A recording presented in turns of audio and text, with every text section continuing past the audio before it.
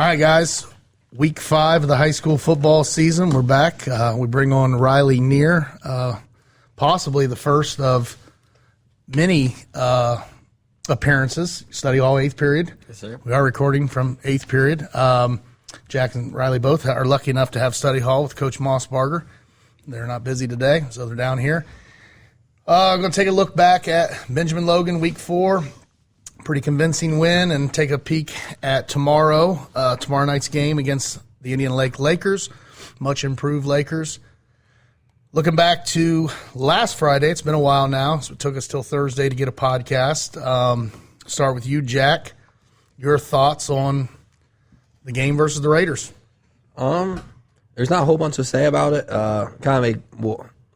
It happened the way we expected it to happen. How we kind of knew it was going to happen, I would say. That was the expectation, and we went out and did it. So, all positive, I guess.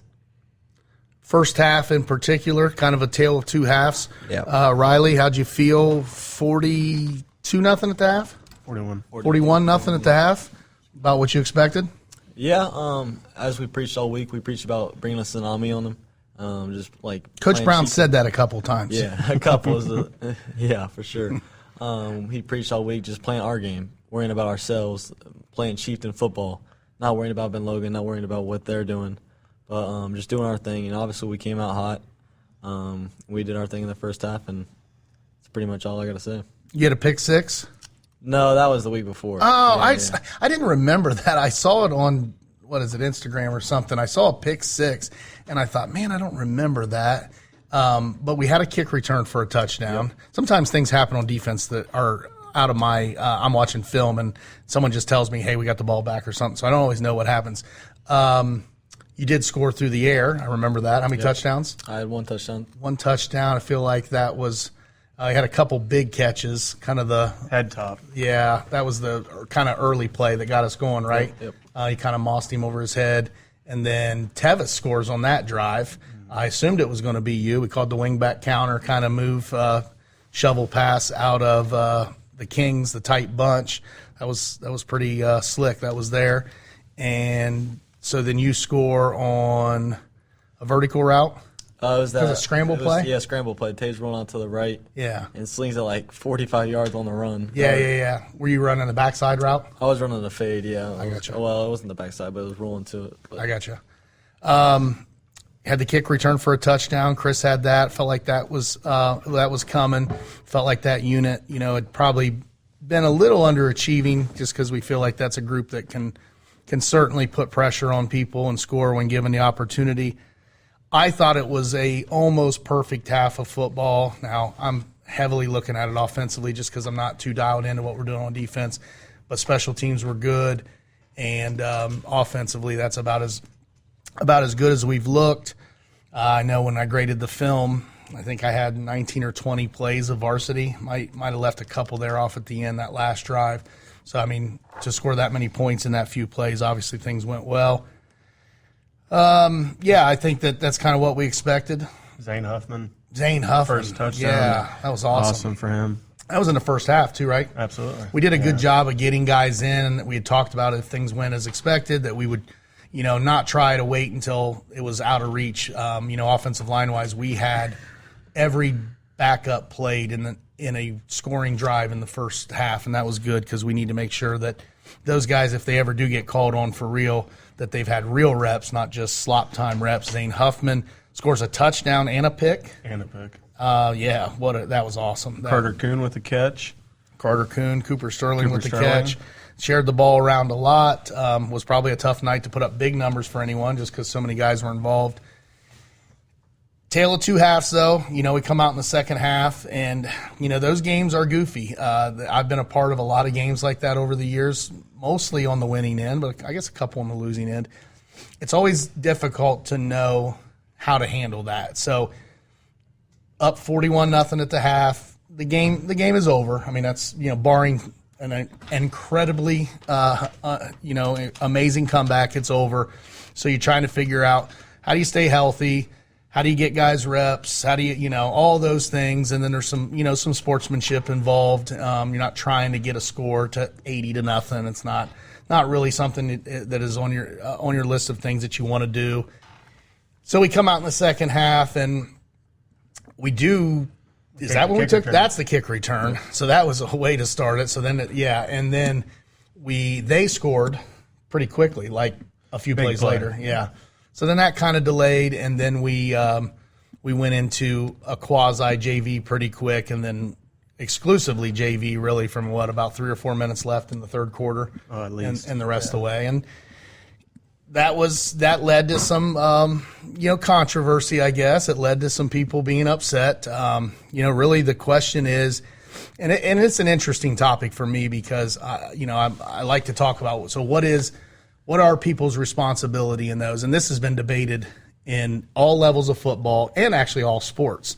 You deal with this in basketball. You can deal with it in baseball. There's people like in baseball, you're not supposed to steal if you're up a bunch of runs. Is that right? Yep. I think it's kind of an unwritten rule. So, what is an unwritten rule? Because where's the rule book?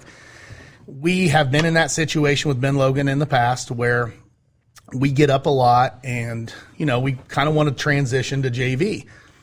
The challenge is you transition to JV too quick and they leave in their starters. It can all of a sudden, a blowout can become maybe not a loss, but closer than what you'd like. And the other thing is the safety part of it. We're putting in freshman linemen and they have senior defensive ends and tackles, and that's not a good matchup. And Jack can attest to this. Our freshmen, you don't ever get in a drill with any of our freshmen. No. None of them. They might hold a bag in a drill, but we don't let you just because now if they were ready, we'd allow them to, but none of them are ready for that. So we don't do that just because that's a simple safety thing we can control. We can't control it out there, so we end up going with our freshmen pretty quickly to keep the score down and let everybody kind of get out of there. You kind of just, okay, let's move on to next week. And they keep in their starters till the end of the game. And so that led to some hard feelings. My opinion on it has been the same, is that when we show mercy, or if someone does it to us and say, okay, hey, this is pretty much over, there is an element I think the team that's behind can get a little confidence. I think that's fair. Like, hey, we're gonna keep our guys in and get a touchdown, maybe 2, I guess. And then, okay, tip your hat. Thank you. We're going to go with our JV guys here too, and we'll just get out of here. And, we won't have this mismatch. That's not what they chose to do. That led to some people being upset, and it was tough for me to watch our freshman linemen get abused. And, then you battle of, okay, well, do you bring back in the varsity? The thing is, you go do that, and somebody gets hurt, and you say, what are we doing? So I don't know. That is something that they would tell you if they had their own podcast. Maybe they do. I haven't looked. That's what they should do to get better. I understand that to a point that their job is to get better and not worry about us. But there is that, just kind of, I guess, unwritten rules. And we don't have to talk way more about that. And I don't want you guys to say anything regarding that. Looking ahead to the lake. Riley, I'm particularly interested in what you think. I assume you think they're much better than last year. Okay. So they're obviously a lot better, especially at the quarterback position. Specifically, the quarterback, he's explosive on his feet. He makes a lot of moves. He's very shifty. And I feel if we contain him this year, I feel like that'll lead to a success on defense, obviously. Burke Lillard? Yeah. Yep. Now, last year their quarterback when we played him was not Burke Lillard. No, it was Lane Tucci. And and he's no longer playing. Yeah. So Lillard takes that job soon after our game, or at some point in the season. I think he just started this year. I think Lane Tucci stuck it out the rest of the year. I feel like Lillard at least played some last year. He's a 3-sport guy. Yep. Basketball and baseball. Yeah. Pretty good athlete, decent at everything he does. I've been impressed by him, and I don't watch a ton of the offensive film, but sometimes just clicking through to get to the next defensive snap. He's shifty, run a lot of jet power. Yep. Probably run a similar offense if you were still the quarterback. I mean, he's probably that kind of player. What other weapons? So they lost a couple guys I know that didn't come out. Who's in the backfield? A kid named Jake Cosby. He's a decent running back, younger kid. He's got a good upside. I think he's 2025, so junior. They got a kid back. We talked about Jack, the Murphy kid, was Yeah. one of their better players and missed last year. Yeah, started as a sophomore in that really good Lake team. He's a solid player. He plays offensive tackle for him and linebacker. Pretty 50's number? 55. Oh, 55. Yeah, so- A lot of times they say they give the best player on the team the number 55. I don't blame him. It's a great number. And 1 or 55 is what they try to get those guys in. And the nickel kid's not playing, correct? Yeah, he's not playing. Neither is the. They're having a good year without Evan one of Manley. their best Evan returning Manley, players. And the nickel kid's the really good basketball player. Yeah. Thoughts? Yeah, I agree with what Riley saying. They're much better defensively. Kind of like you, I don't watch a ton of their offense, but defensively they're going to try to just make us snap the ball as many times as possible and try to force us to make a mistake. So defensively they are definitely better than last year, and I think they're an improved team because they do try to make people put together long drives, and ultimately high school kids are going to make mistakes throughout the period of a game, so it's on us to put together those drives. And I'll be curious if you guys, especially Riley and Jack, agree. I view the Lake much differently than I view Ben Logan.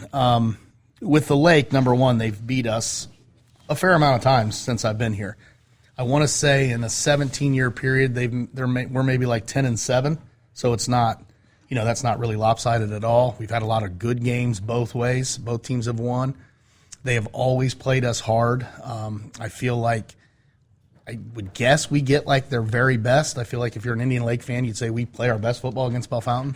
And so I have a lot of respect for their coaches. I think they just are always prepared. I mean, how do you decide? I don't ever, you say, is somebody a good coach? I don't know. I'm not in the room with them, but if their kids play prepared and play hard, then I assume they're probably a pretty good coach. And that's gone across two staffs. Now, a lot of the guys are still the same, from Coach Coburn's staff to Coach Rapp's staff. I think there's a little more of a respect there. With Ben Logan, it seems to be more based off disrespect. I feel like we feel like it's from their end, that they want to disparage us. They want to take a selfie. Their old head coach took a selfie on the B once when they beat us. Stuff that it just, could you imagine Coach Brown taking a selfie on the Indian Lake Arrow or the Benjamin Logan BL? Probably not. The celebrate now when Indian Lakes beat us, I feel like they're probably a little more, obviously they've done it more, so maybe they act like they've been there a little more. How do you feel when comparing the Lake compared to Ben Logan as far as a county rival? I think the Lake is just consistently better to Right. begin with. Yeah. They got more threats. Like when we watched film on Ben Logan, we didn't really see much on film where we're like, oh, but we watch film against the Lake. You see the quarterback, you see some good players on the line. Now Ben Logan's good players, like you said. They have some good players up front, and the big problem they got is they don't play hard consistently, and like that showed on Friday night. Even when the score was 14-0, like they just kind of, you can tell they're kind of discouraged a little bit. Well, and Indian Lake's 3-1. Yeah, so right. I mean they're having a much better season. So Indian Lakes they play hard, and so they're a better program than Ben Logan for sure. So we take them.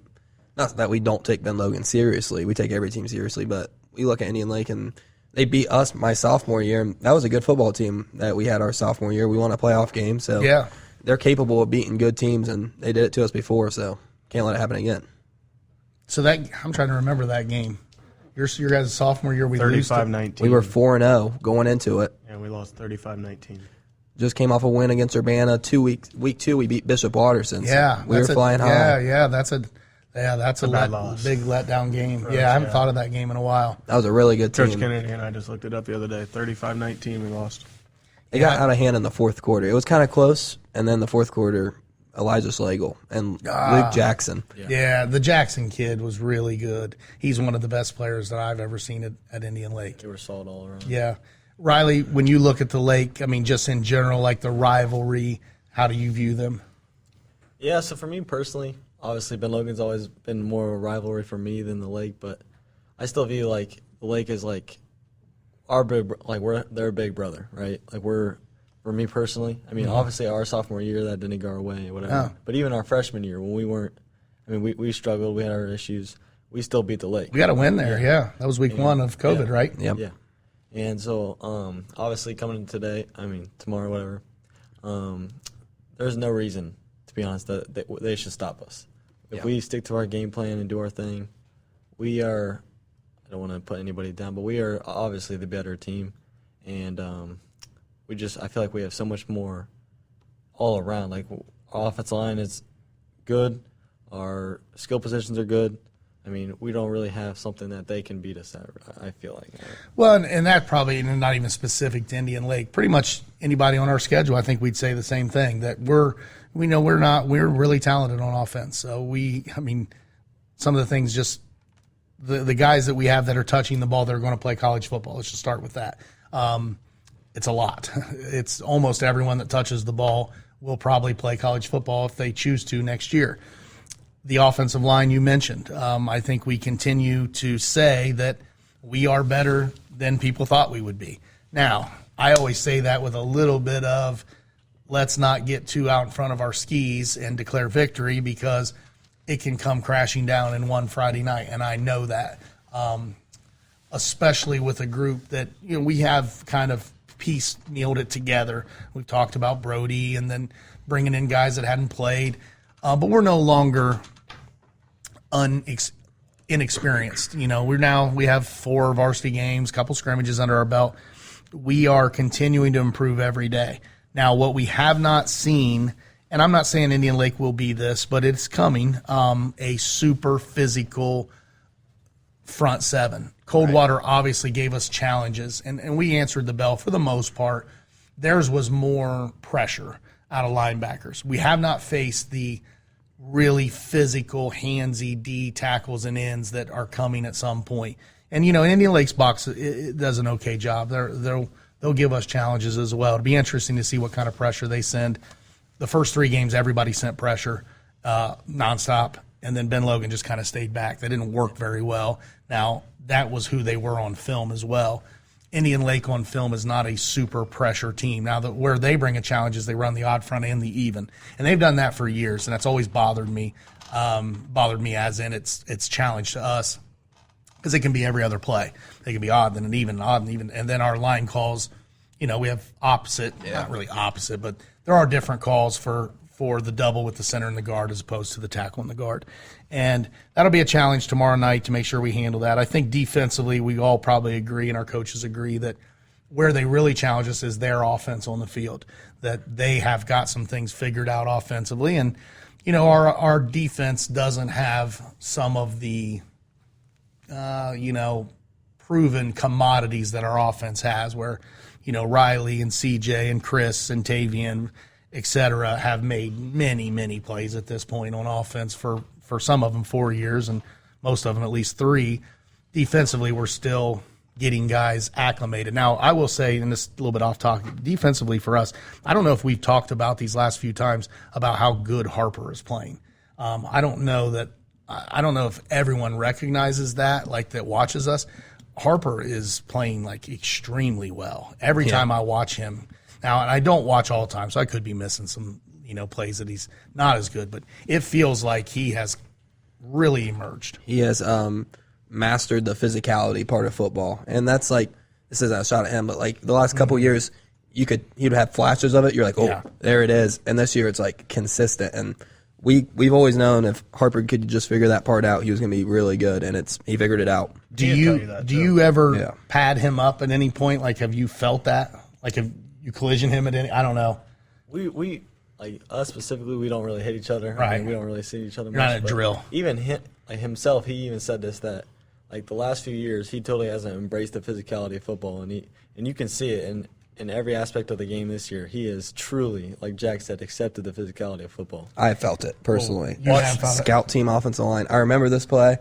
It was like our first weekend pad, so I haven't really got like big hits yet. I was on scout team O-line, and Harper was blitzing, and I stepped out there, and that was the first time Harper's ever thumped me, like he's thumped me, and it hurt. It hurt a little bit. Who did I say he baptized? It was someone that he came off the edge on a out.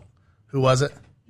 Jesse Castle. It was Jesse. Yeah, that was the first time I saw he hit Castle. Castle had to like out it, and he sent Jesse. I'm not kidding. He got up under his pads. Jesse left his feet, got taller, and landed on his back, and it was impressive. He is strong. Watch his touchdown run Friday night, how he finishes the run. He's running through contact. He lowers his shoulder, finishes in the end zone with contact. We said we saw flashes. I'm guilty of his sophomore year when I was calling the plays.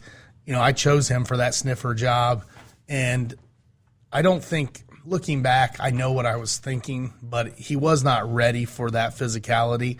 And you talk about a job that's all your job is based on, and it didn't do him any favors. If I could have gone back, even halfway through the season, I realized that we were taking someone that's really talented and putting him in a spot that he's just not really going to be as successful.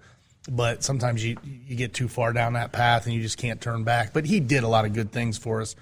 It probably stunted his growth. I blame myself for that a little bit.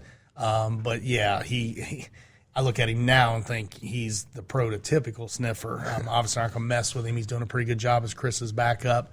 And I think Harper will get some more opportunities as the season goes on. Because he's a guy that if he was playing at a lot of schools would be 1,000-yard back. I mean, I don't think there's any doubt he could play for some of our opponents and just get the ball 20 times a game and be really good at it. Catches the ball better than he used to as well. Yes, no doubt. Doesn't fight it the way he used to. So, I think that we all agree that Indian Lake, I think the headline in the paper said, has our full attention, or maybe that was Coach Brown's quote. So I think we all agree with that Indian Lake is a good football team, and they're going to play hard, and emotions matter. They have done a good job over the years of seizing that momentum. They did it to us early last year. They kind of had us, I'd kind of forgotten until dialing up the film for this year's game.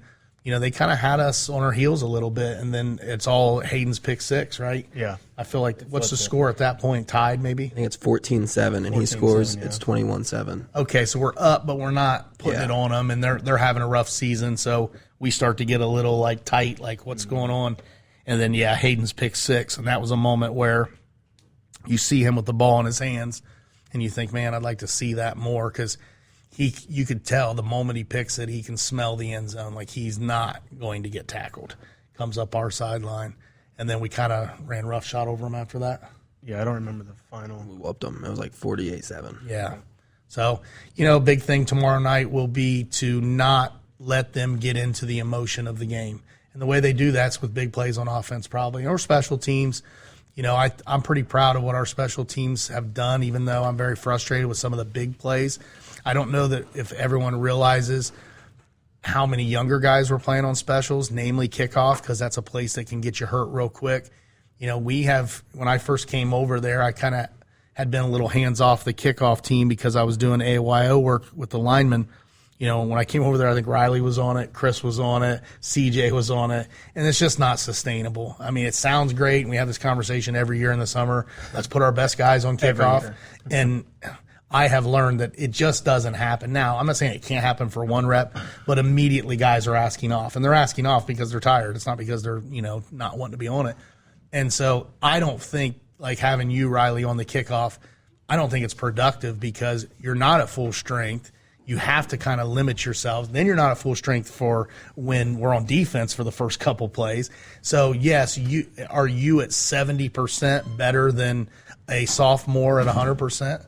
I'm not sure that you are. I mean, you might be physically better, but all the other things that come from it. Plus, I like to have those guys that want to be on kickoff. And not that you don't want to be because you don't care about the Chiefs. Just you got other things going on. I like a dude that he's waiting for us to kick off. I'm going to get my chance. We need to score so I can get on the field. Spencer Stolley has been that guy. He's a freshman. He's had several solo tackles. Carter Kuhn has really come on these last few weeks. Caden Folk, I know he's playing a lot in different ways now, but that's kind of where he got his start. We're getting some good production out of those. Caleb Overman we just put on. I think he got a tackle. And I think that'll be good for us and it helps those guys because they're going to play eventually, whether it's later this year or whether it's next year. And the more reps they can get, just the more comfortable they are. It makes our team better, just like playing those backups late in the half against Ben Logan. Looking last week, we took a look at the CBC. Yep, Anything happened last week that was surprising? I feel like Shawnee London was the game of the week. So, I forget. I don't even remember who. I think London. I picked London. I think we all picked London. Yeah. It was a good game. Tied at half, or Shawnee was winning? Shawnee was up Yeah, by Shawnee one. was winning, and then downpour took place. Yeah, And right. London- That's weird. Like it was cloudy, I guess, at Ben Logan. And then but London took over in the second half. Well, it was a one. Shawnee was up by 1 point in the fourth quarter. Yeah. now rumors on the internet that London's running back is injured, Done. Yeah. and that's real. Yeah. Towards Towards ACL. Oh, that's not good. But like I know it sucks, but London won't be able to replace him. Like, Well, they'll still be effective. Well, I'm sure they Oh. got another running back. They're going to be Yeah. plenty good Yeah. still. Yeah. Now that kid is a junior. Yeah. Yeah, I feel like he was a sophomore last year. Sellers is his last name. Well, they've had a good running back since they've come to the league. So, Well, they have the Jones's kid brother Yeah. who, Zach. yeah, he's going to be that guy probably. and what grade's he in? He's in our grade. Yeah. He was more of a defensive player Safety. until He's really now. good. And his brother is at. We talked about that. Indiana. He is at Indiana. Did he? I mean, we assume he did not play versus the Buckeyes. I didn't hear any of that talk. He's redshirting, or is he? He's already redshirted. I can't remember what age he I think is. he's redshirted because he was a senior our sophomore year. Right. So last year was his redshirt year. So the league, nothing too crazy happened. Urbana beat up on. Was that North Union? They beat up on. they played them this week. That was crazy. That was older. Alder beat up on North Union. Bad. Yeah. Jewel continues to have tons of yards. He had 5 touchdowns, I believe, against them. 35-0. Who did 35 Urbana play? nothing. He had all 5 touchdowns. He's got like 900 yards rushing already through 4 Kent games. Ridge. No, they're on our Played side. Northwestern. They played Northwestern. Who's that? Or North Union, I'm sorry. Who played North Alder. Union? Alder and North Union. Yeah. Urbana played who? Kent Ridge and Northwestern played. And So then KR1, Urbana I assume. Who did Urbana play? Tecumseh, right? No, No, 'cause Tecumseh it's played got to be on Lake. the other side of the conference. Tecumseh in the Lake was a really good game. Indian Lake beat Tecumseh last. The Graham. big comeback. Urbana beat Graham. Yeah, beat they up did. on Graham. I thought that would be maybe a little closer.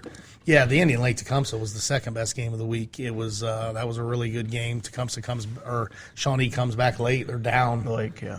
Something goofy on that film though, so we can't quite understand it. The yard line changes and you don't really know You what's guys happened. recognize that on the film? Tecumseh has the ball, and the next thing you know, Indian Lake has the ball. But it in was the red 4th zone. down. It seemed like there was like a penalty possibly. Yeah, they weren't cutting film or anything. Yeah. Just something like the filmer might have missed it. Our filmer. That's a misses big stuff win all the for time. yeah, we sure do. Shout out to Coach Shout out Moss. to Coach Moss and Andy Smith in the end zone. He missed CJ's touchdown on Friday night. Yeah, I saw that. I said, yeah. Well, at least that there's- highlight tape's going to struggle. a little Yeah, bit. there's some other people that are filming that though. CJ's he gets a lot of film. I think I always watch the end zone too. You want to talk about this week's matchups? Yeah, who else plays? Ben Logan plays Jonathan Holder. So Jules- yeah, Jules going to have a day. you're right. Shawnee plays KR, both 3-1. Might be I mean, Shawnee's going to win convincingly, but it Yeah. could be closer than you think. Sometimes those two play close. I was going to say 2 touchdown, 14 2 to points. 3. Yeah. I think Shawnee's running wing T now. They are. Oh, Yeah. well, that shocks me. I did not know that. Did Yeah, you say they are, Jack? They are running. They switched to a wing T.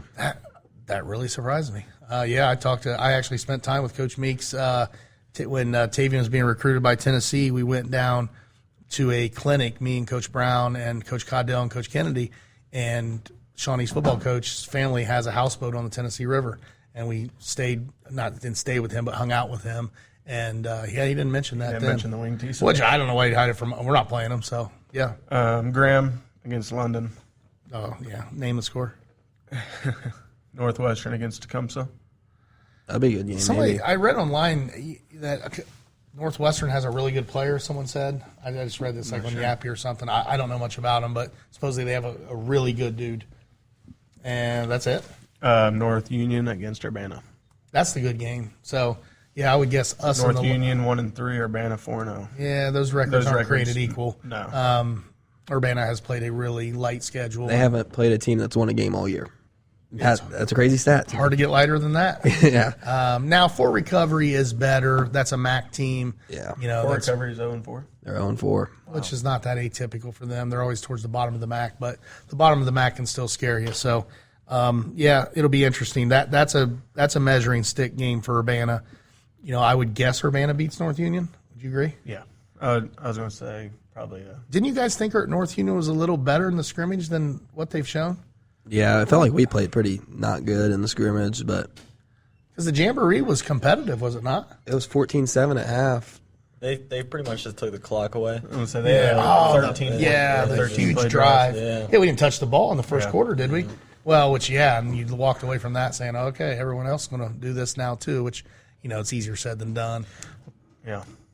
And Indian Lake's probably, I would think that's a preview of them, that keep the ball in their quarterback's hands and just keep chinking off, yardage here and there and keep us off the field. So mid-season, 36 days of free football left. Can you believe that? Of your, maybe not your lives because you're both going to play in college, but Your high school careers. 36 days. Now, I think we're going to make the playoffs, so the good news is you're probably going to get 7 more. So that's 43 days of free football left if we make it to week 11. But it is quickly, we are at mid-season, and before you know it, it's going to be kind of chilly. And now the extended forecast is good for like the next 3 or 4 weeks. It's like highs of 70 like every day. That's awesome. Getting into conference play next week. Started off with London. Be a good one. Find to out start right off with. away. Mm-hmm. Be exciting. Jack, you got anything else for us before you go to ninth period? Well, What's going on in ninth period? Coach Peitzmeyer, little CCP business. class, college business. What's that saying he has about business? Something about, Always business in the business department. I don't think that's it. That doesn't sound right. That's not very catchy. We'll have to talk to our producer, Coach Kennedy. Riley, what you got ninth period? Physics. Oh, jeez. Yeah. Wow, that's getting real. Who teaches that now? DJ Keneal. It's like an online. He's a new Coach, professor. Coach from Keneal, Rose. huh? I don't know Coach Keneal. Yeah. So this is an online deal? We Well, it's sub it out, He basically? zooms us and it's a weird. Does everybody behave? Yeah, there's like 6 people in there. That's all smart kids. Well, yeah. That could get loose in a few classes Are we, in school. we're considering Riley smart now? Do it with English 1. I think he has a weighted 4-point plus, right? Are you in the running for top 2? Are you in the? No. Who is that? Is that almost That's, determined? Oliver Moore. Oliver, for sure. yeah. He's the genius. Perfect. 36. ACT and SAT. Tough to beat that. That's a high bar. And SAT. Did both of them. Perfect on both. And he said he was going to retake it because he got a 35 on one of them. Oh, Lord. That's impressive. And then who's 2? Is there a clear 2 or is that tight? Maybe like Mason Stanley. You have no chance? I don't think I'll maybe finish top 15, top 10, somewhere around there. I don't know. Competitive. So I'm hoping top 15. Are you a 4.0? No, I'm at like a 3.85 right now. But Okay. Terrible. unweighted. What's your worst Unacceptable. grade? Well, right now, What? No, like that you've ever gotten in high school. So is there a B plus in there? I've had a B, yeah. Yeah, like a tough class. Yeah, like my freshman year, we took CCP engineering, Oh, jeez. and like we got quarantined and all that ordeal. Oh, so yeah. that was rough. But Jack he struggled with the quarantine. You guys don't know about. I live in the boonies. It's the is the tough. Wi-Fi was an issue. Varner during Ranch. COVID. It is tough out there. Yeah, and you got Luke Varner trying to watch fantasy football videos. Yeah. And Jess is on things. A few Justin's primal watching yells by Justin. cartoons. Yeah. It was a struggle. Shout out to our sponsors, Easton Water. Yes, Jack, you got an announcement? senior of the month right there. Oh, congratulations. Thank you, Senior guys. of the month. Thank you. All Thank you. right. There you go. Well, we'll see you next week. Go Chiefs. Be Lakers.